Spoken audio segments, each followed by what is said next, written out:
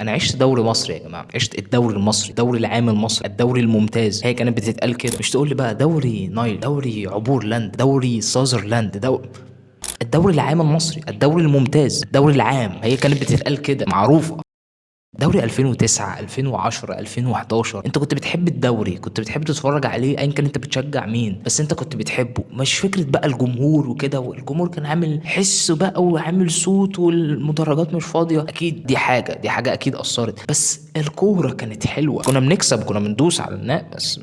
بص، انا مهما يحصل وبكبر وبهدى وما بقاش متعصب شبه زمان، بس فيا الحته الاهلاويه السم دي اللي هو ما بعرفش، لازم انا اسف، ما مش هعرف. انت لو اهلاوي هتلاقي تريكا، جمعه، رمزي صالح. لو زملكاوي هتلاقي شيكابالا، احمد غانم سلطان، ابو كونيه. لو اسماعيلي هتلاقي حسني عبد ربه، عمر جمال، احمد سمير فرج. لو انت بتحب الحرس تلاقي احمد عيد، احمد سعيد عبد الغني، احمد حسن مكي، الهرده، محمد حليم، الشيخ علي فرج. ده كان حارس حرس الحدود، كان عنده سكسوكه برضه شبه سكسوكتي دي. انا قدوتي كابتن علي فرج، وليس اليوتيوبر محمود اسماعيل كما يدعي بعض الجمهور. ايوه يا جماعه، حرس الحدود كان جامد. حرس الحدود كان بياخد الكاس من الاهلي كده، اللي هو الاهلي عمال يكسب، حرس الحدود وسع بس كده اهلي، بس عايز هاخد منك الكاس، بس ضربات جزاء وكده وكرة في العارضه، بس انا هاخد منك الكاس كده. السوبر هاخد منك السوبر برضو كده، هنيجي ناخد منك السوبر كده. كانت فرقه جامده. وانبي جه في 2011 قال للزمالك بس على جنب. الزمالك جايب كاس مصر من اوله، الاهلي طلع من دور 16، رامي ربيعه جاب جون في نفسه. جه بعد كده الزمالك كمل في الكاس وعامل اداء كويس وعمال يكسب وريمونتادا ومش عارف ايه. يجي في النهائي خلاص بقى الجمهور رايح يحتفل بقى في الاستاد بعد من 2008 ما خدوش بطوله، و2011 دلوقتي ومش عارف ايه، فات 3 سنين ما خدناش بطوله. جه كاس نهائي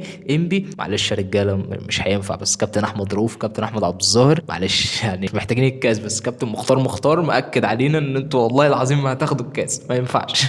قد ايه الحلقه دي هتكون ممتعه للناس اللي كانت بتتفرج على الدوري زمان والناس اللي حضرت الموضوع ده. متعه. انا لو لقيت واحد عامل فيديو بيتكلم كده هعمل له لايك على طول. يا جماعه، وليد سليمان كان بيلعب في بتروجيت، بعد كده راح انبي. ايمن حفني كان بيلعب في المقصه. وليد سليمان وايمن حفني، احمد عيد، عمر جمال. انتوا متخيلين اللعيبه دي كانت في فرق مختلفه. هل انت تعرف مصطفى شبيطه؟ اتفرجت على مصطفى شبيطه؟ اتفرجت عليه وهو بيلعب في نص ملعب الاهلي؟ شفت جونه في الاسماعيلي، في الاسماعيليه في 2010 على ما اتذكر. 2010 كان الاسماعيلي جاب الجون الاول، احمد صديق جاب جون بلن، بعد كده راح احتفل ومش عارف ايه. بعد كده الاهلي جاب جون كده شوطه وجابه في الحضري. مصطفى شبيطه، انا ما انساش مصطفى شبيطه. وادي خطيره وهوبا والهدف. هلا هلا هلا، قريت يا شلبي، قريت يا شلبي. اتفرج على الدوري في اي وقت بقى. العصر بقى بيلعبوا في بترول اسيوط، بيلعبوا في استاد اسكندريه، والاهلي بيلعب الترسانه. انا فاكر وانا راجع من المدرسه، راجع اصلا مش شايف قدامي، وكنت خبطت في واحد كده يعني عضلات وكده، فخبطت فيه، فانا ما كنتش قادر اتنفس. بس اول ما رجعت الاهلي بيلعب مع الترسانه في استاد اسكندريه، الاهلي لابس ازرق. ايه ده؟ في ايه؟ احلام العصر دي ولا ايه؟ قعدت اتفرج عليه. احمد بلال ساعتها جاب جون على ما اتذكر، يعني الاهلي كسب تقريبا 3-0. وموسم 2009 اللي هو بين الاهلي والاسماعيلي ده، وحوارات ومنافسه وكده، كان الوضع جميل جدا يعني. عيد ميلادك شغال بره يا ادهم، عيد ميلادك عايزين نطفي الشمعة ونحتفل بقى. ثواني بس، الاهلي بيلعب مع بتروجيت دلوقتي، بيلعب مع المقاولين. هنحتفل بالدوري دلوقتي، ما تقلقوش. ثواني بس، هنحتفل بالدوري اهو. سيد معوض هيجيب جون. ده ما بتحصلش دي يعني. زي ما حسام عاشور، سيد معوض بيجيبوا تجوان، دي حاجه ما بتحصلش.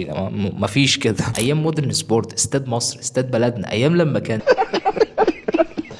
لما كان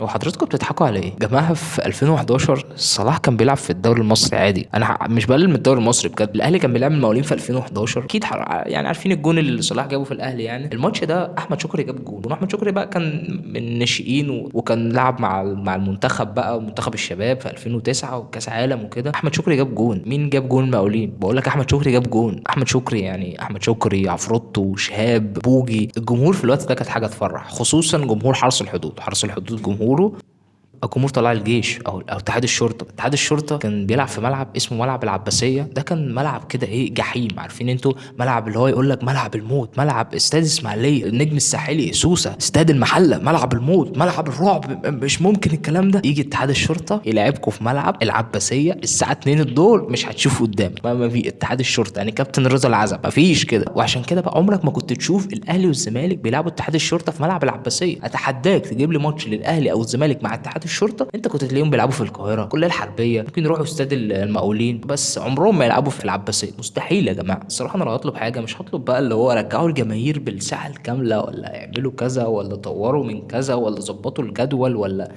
لا انا هطلب ان اسوان تقرب شويه، ان محافظه اسوان اصلا تقرب شويه كلها، عشان اسوان لما تيجي تلعب ان انا اعرف احضر الماتشات. بس انا مستحيل اسافر 12 ساعه ولا اكتر عشان اروح اتفرج على ماتش اسوان هناك، يعني كروكودايلز مش هينفع. قربوا شويه، قربوا المحافظه شويه، عشان عايز اقف كده في المدرج جنب اخواتي الكروكودايلز ونشجع اسوان مع بعض، البس التيشيرت الازرق كده واشجع اسوان. بس اسوان انا اسف، لو بتلعبي ضد الاهلي فانا اسف، مش هقدر اكمل. بس دي كانت كل حاجة عندي. استمتعت جدا وانا بتكلم عن المواضيع دي والنوستالجيا دي، ولو حد كان حاضر الكلام ده او حد اللي هو نرد في الحاجات دي وحاضر كل الكلام ده، فانا متأكد ان هو هيكون مستمتع بالحلقة واستمتع بالحلقة. بس دي كانت كل حاجة، واشوفكم ان شاء الله في المرة القادمة. سلام.